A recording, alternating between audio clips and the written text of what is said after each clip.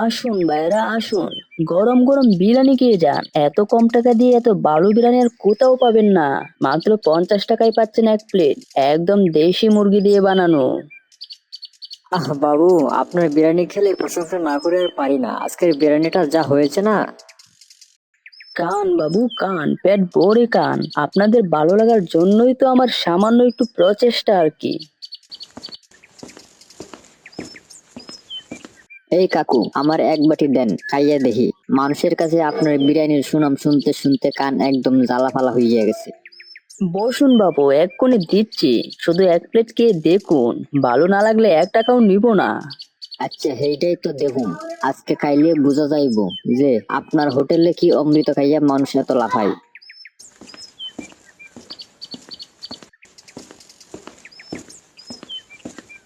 এই নিন বাবু, কে দেখুন, একদম দেশি মুরগির তাজা বিরিয়ানি। আমি কোনো পচাবাসি খাবার বিক্রি করি না।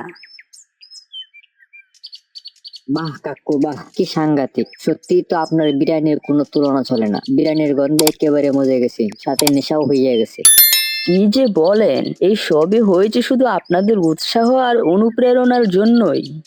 এভাবে কয়েকদিন চলতেই খুব অল্প সময়ের মধ্যেই জনপ্রিয় হয়ে ওঠে রাশেদের কাবার হোটেল। এমনকি প্রতিদিন মানুষের ভিড় জমতে থাকে রাশেদের দোকানের বিরিয়ানি খাওয়ার জন্য।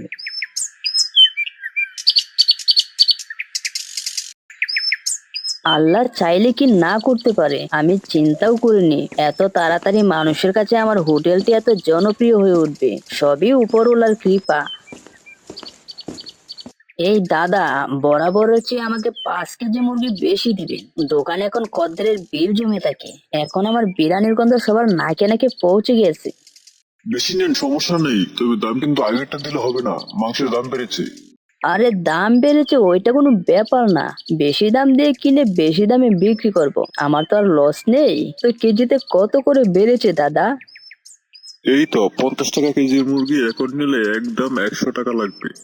ওরে বাপরে, এত দাম! মনে হচ্ছে আমার দোকান এবার বাউন্ডারির বাইরে চলে যাবে। এত দামে মুরগি নিলে আমার 100 টাকার প্লেটের বিরিয়ানি 200 টাকা করে বিক্রি করতে হবে।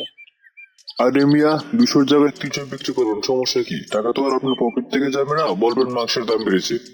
হ্যাঁ, সেটাই সেটাই। এমনিতেই আমার বিরিয়ানির গ্রান শুনে সবার নেশা হয়ে যায়, তো না খেয়ে যাবে কোথায়? ঠিক আছে, তাহলে আমাকে 5 কেজি মাংস দিয়ে দিন।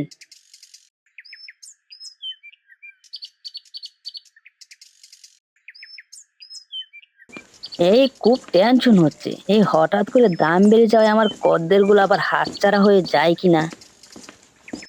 তখন রাশেদ মাংস নিয়ে প্রতিদিনের মতো বিরিয়ানি রান্না করে আর দোকানের সামনে বিরিয়ানির প্রতি প্লেট 200 টাকা লিখে একটি সাইনবোর্ড টানিয়ে দেয়।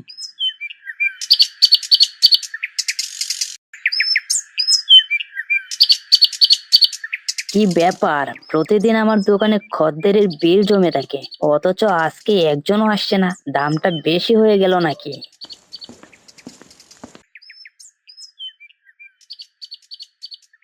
কি হলো বাপু, চলে যাচ্ছেন কেন? আসুন, গরম গরম বিরিয়ানি খেয়ে যান। না কাকু, এত চড়া দামের খাওয়া বিরিয়ানি পেটে সইবে না। আর আপনার সাইনবোর্ড দেখতেও তো পেট বইরে গেছে, আর খাইলে তো পুরাই মাতাল হইয়া যাইব। কি বললো? সাইনবোর্ড দেখেই পেট ভরে যায়? তাই তো বলি, আমার খদ্দের বারবার সাইনবোর্ডের দিকে তাকাই কেন? গতকালকেও আমার হোটেলে খদ্দের ভিড় জমেছিল, আর আজ সাইনবোর্ড দেখেই চলে যায়? দাঁড়া, তোদের পেট ভরাচ্ছে। এই ঝামেলা শেষ। এবার দেখি আমার বিরিয়ানি না খেয়ে খদ্দের পেট কিভাবে ভরে।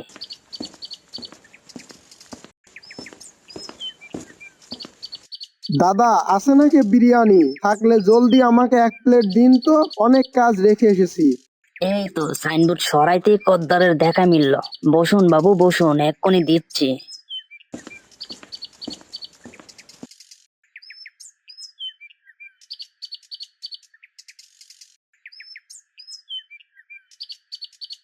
কি দারুণ খেতে! বসলে আর উঠতেই মন চায় না। দিন তো দাদা, আমাকে আর এক প্লেট দিন। দিচ্ছি দিচ্ছি, যত মন চাই খান, একদম গলা থেকে তলা পর্যন্ত খান।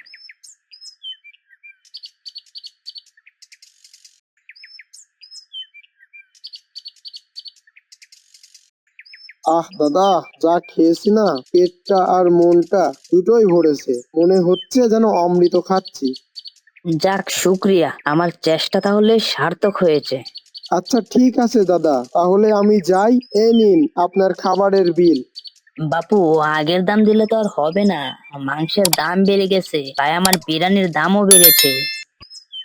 আরে দাদা, কি বলেন? বিরিয়ানির দাম বেড়েছে আগে বলবেন না? আর বলতে না পারলে সাইনবোর্ডে লিখে দিতেন দাম বেড়েছে, জানলে আমি 3 প্লেট খেতাম না। আরে বাপু, সাইনবোর্ড দিতে গিয়েই তো আমার ব্যবসার অবস্থান কবরস্থান হয়ে গিয়েছিল, তারপরেই তো সাইনবোর্ড ভেঙে দিলাম। আচ্ছা, যা হয়েছে বাদ দিন, এখন আর পে পে করে কি লাভ? এবার বলুন 3 প্লেটে কত টাকা দিতে হবে? কত আর দিবেন, এই 3 প্লেটে 600 টাকা দিলেই হবে। এ, 600 টাকা? আরে এটা কি হলো, পড়ে গেল কেন? মরে গেল নাকি? এ তো মহা মুশকিলে পড়লাম রে বাবা। দাম বলে দেখে আরেক বিপদে পড়লাম, এখন মরে গেল তো আমার 14 গোষ্ঠী উদ্ধার করে ফেলবে। কি করি এখন? এই বাপু, ওট ওট বলছি, তোর কোনো টাকা পয়সাই লাগবে না, ওটে আমাকে রেহাই দে।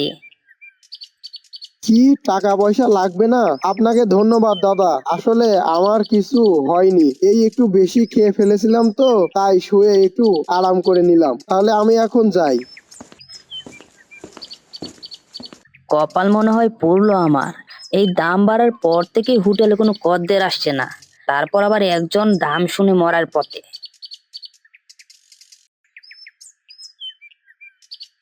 সন্ধ্যা হয়ে আসলো, এখনো ডেকচি ভরা বিরিয়ানি রয়ে গেল, সবটাই তো দেখি নষ্ট হয়ে গেল। এখন কি করব আমি? হাই পুরা কপাল আমার, ফেলে দেওয়া ছাড়া আর উপায় নেই। তখন রাশেদ একটি রাস্তার পাশে নষ্ট হয়ে যাওয়া সব বিরিয়ানি ফেলে দিল। হাই পুরা কপাল আমার, এত দামের মাংস কিনে আমার সব জলে গেল, এখন আমি কি করব? মাংসের দাম না কমলে আমি বিরিয়ানির দাম কমাবো কিভাবে? আর এত দাম দিয়ে বিরিয়ানি কেউ খেতেও চায় না, কি করব আমি এখন? কিভাবে চলবে আমার সংসার? তখন রাশেদ মন খারাপ করে চিন্তা করতে থাকে, আর তখনই রাশেদ দেখতে পেল অনেকগুলো বিড়াল তার ফেলে দেওয়া বিরিয়ানি খাওয়ার জন্য বিল জমিয়েছে। আর এতগুলো বিড়ালের বিরিয়ানি খাওয়া দেখে রাশেদের মাথায় একটি বুদ্ধি চলে আসলো। এ কি, এত বিড়াল কোত্থেকে আসলো? পেয়েছি বুদ্ধি, এত দাম দিয়ে মাংস কিনে যেহেতু পোষাচ্ছে না, এবার তাহলে বিড়াল দিয়েই হবে কম দামের সেই মজার বিরিয়ানি। কেউ তো আর দেখছে না, কি আর করব, গরিবের সংসার, না হয় বউ বাচ্চা নিয়ে না খেয়ে থাকতে হবে।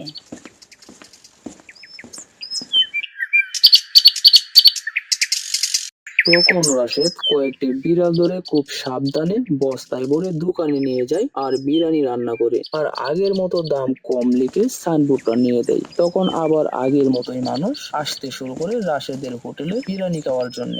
আসুন বাবুরা, আসুন, বিরিয়ানি খেয়ে যান, বিরিয়ানির দাম কমেছে, এখন থেকে আগের দামেই পাবেন আপনাদের সেই পছন্দের বিরিয়ানি। দাদা, কিছু বুঝলাম না, এই কালকেও বিরিয়ানির দাম ছিল ধরাছোঁয়ার বাইরে, তা হঠাৎ করে বিরিয়ানির দাম কমে গেল কেন? আরে বাপু, সে আপনি বুঝবেন না, কালকে মাংসের দাম বেশি ছিল তাই বিরিয়ানির দামও বেশি ছিল।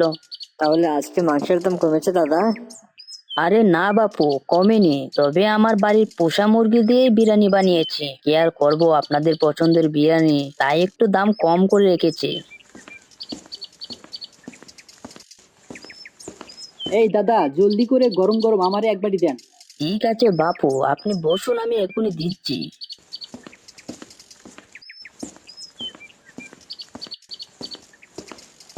এই দাদা, রোজ তো হাড্ডি নরম সরম থাকে, একেবারে চিবিয়ে খেতাম, কিন্তু আজকে এত শক্ত লাগতেছে কেন? এই এখন কি বলি, কিছু একটা বলতে হবে, না হয়তো ধরা পড়ে যাব। আসলে বাপু হয়েছে কি, আগের মাংস ছিল অলস মুরগি, আর এখন দেশি মুরগি দিয়ে বানানো, তাই দেশি মুরগির হাড্ডি তো একটু শক্তই থাকে। কিন্তু দাদা, আজকের মাংসটা কেমন জানি একটু অন্যরকম লাগছে। আর বলো না বাপু, রান্না করতে গিয়ে সসটা একটু বেশি পড়ে গেছে, তাই এমন হয়েছে, পরের বার থেকে আর এমন হবে না, একটু কষ্ট করে খেয়ে নিন বাবু। দিন বাবু, বিলটা দিন, কালকে লসটা আবার পোষাতে হবে। বিল না দিয়েই পালাবো? কিন্তু আমার মুখ দিয়ে মেউ মেউ শব্দ হইতাছে কেন? কি হচ্ছে এসব? হায় রে, বিরিয়ানি খাওয়ার পর আমার মুখ দিয়ে বিড়ালের ডাক আসতেছে কেন? বাবু বিরিয়ানি কি না, মনে হয় আপনার অন্য কোনো সমস্যা আছে। আপনি জলদি বাড়ি যান, যে ডক্টর দেখান। হ্যাঁ, এটাই করতে হবে জলদি যায়া। হঠাৎ কি হয়ে গেল?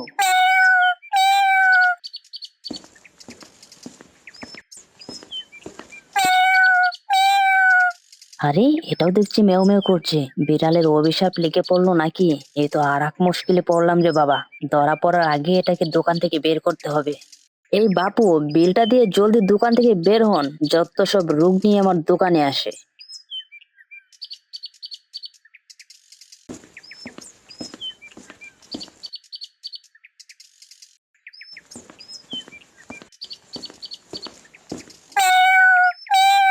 গিন্নি, ও গিন্নি, জলদি দেখো আমার পেটে বিলাই কথা কয়।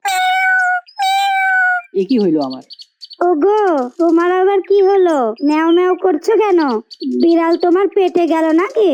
আরে আমি তো সেটাই কইতেছি, মেউ মেউ এর দোকানের বিরিয়ানি খাইয়া আমার এই অবস্থা। মনে হচ্ছে আমার পেটের মধ্যে বিলাই ঢুকছে। তাড়াতাড়ি আমার ডাক্তারের কাছে নিয়ে চলো।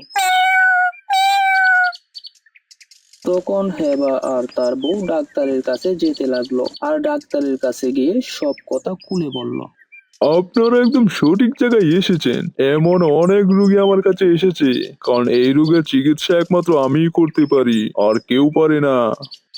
ডাক্তার সাহেব, আপনি যেভাবে পারেন আমার স্বামীকে ভালো করে দিন।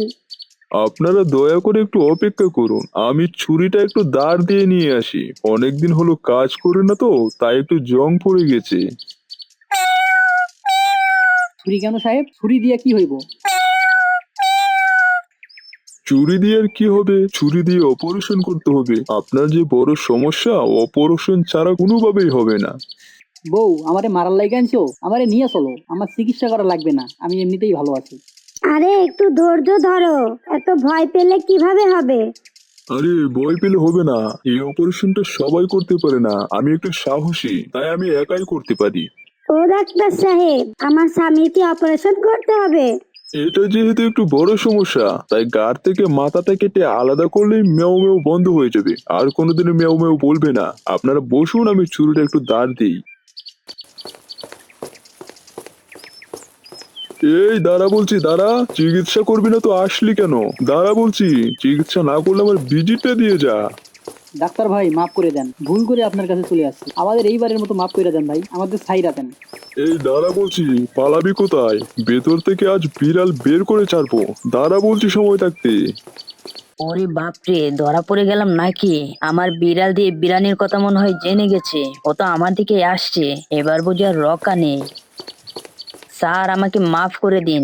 ভেতর থেকে বিড়াল আপনার বের করতে হবে না, দাঁড়ান আমি এসব বের করে দিচ্ছি। আর কখনো বিড়ালের বিরিয়ানি বানাবো না। আমাকে মারবেন না, মাফ করে দিন। এবারের মতো মাফ করে দিন স্যার। এই গিন্নি, তুমি আমার ডাক্তারের কাছে নিয়ে গেছিলা নাকি মাথার জন্য নিয়ে গেছিলা? আরে তোমাকে মারলে আমি কাকে নিয়ে থাকবো? তোমাকে ভালো করতেই তো ডাক্তারের কাছে নিয়ে এলাম। সেটাই তো কইতেছি, এমন ডাক্তারের কাছে নিয়ে গেছো যে আজকে ঠিক মতো দৌড়াতে না পারলে প্রাণটাই চলে যেত। হ্যাঁ, সত্যিই তো তুমি ভালো হয়ে গেছো। দেখলে তো এবার ডাক্তারটা কত ভালো, ওষুধ দেওয়ার আগেই তুমি ভালো হয়ে গেলে।